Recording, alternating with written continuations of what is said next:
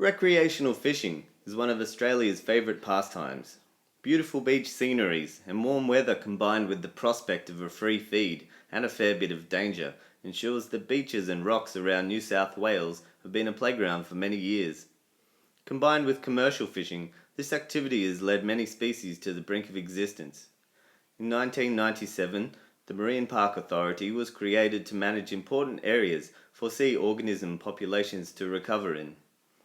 The area put aside within marine parks was less than 7% of the New South Wales coastline, but in March 2013, the Fisher and Shooters Party in New South Wales declared that science was getting in the way of their ability to kill things. Fatty O'Barrell and his Liberal Party decided that in order to privatise the electricity grid, they would need the support of the Fisher and Shooters Party, so the tiny areas put aside for sea life can now be fished. The Marine Park Association of New South Wales produces evidence of overfishing, depleting huge areas of coastline. It states that the removal of urchin predators by overfishing can allow the overgrazing of microalgae, and this is estimated to have produced barren areas to the extent of 50% of shallow rocky reefs in New South Wales. The one area in the state to retain its no-take status is the grey nurse shark nursery near Batemans Bay. The grey nurse shark was the first protected shark species in the world, having been hunted to near extinction by fishermen until 1984.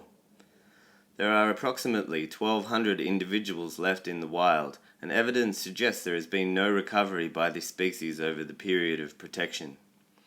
Incorrectly labelled as a man-eater, this gentle though fierce-looking animal was targeted by recreational fishermen with lines and with spears and is still threatened by commercial bycatch nets and shark netting entanglement today.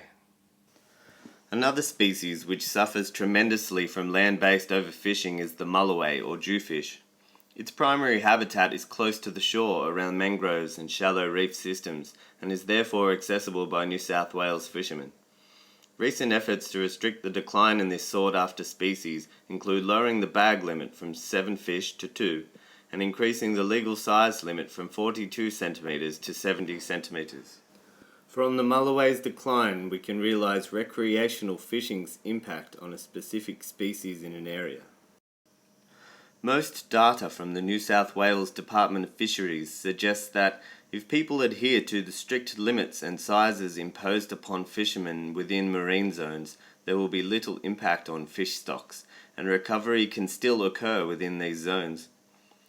The main impact on fish stocks over the previous century has by far been from commercial fishing and habitat destruction, mainly caused by coastal development. However, it is still a concern that the law allows people to take any number of these endangered populations of fish in areas specifically put aside for their recovery. It is important to remember that the hunting of these fish is not the only impact introduced to an area by the practice of fishing in sensitive areas. Rubbish and line pollution can also have a negative outcome upon the objectives of fish population recovery. The collection of bait in these areas also has a way of reducing biodiversity. By the removal of most of the conjovoy and small crabs in an area, we can see here upon the rocks of Bear Island in Sydney, an extremely popular fishing ground, the rocks are nearly void of all life.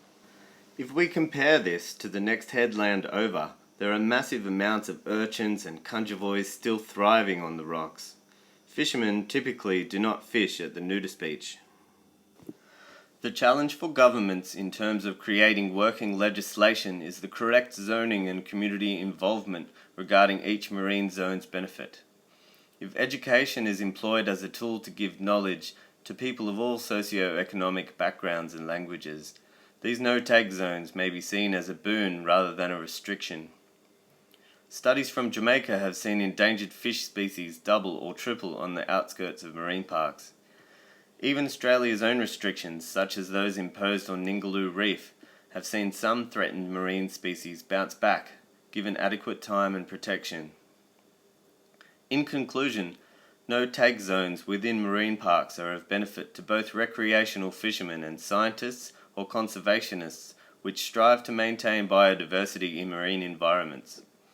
It is only through community consultation and education that we can find a common ground and reach a common goal of there being more fish in our oceans. It is only through misinformation and political incompetence that we are not united in this issue. Both sides need to sit down and work it out, and we may not have very long.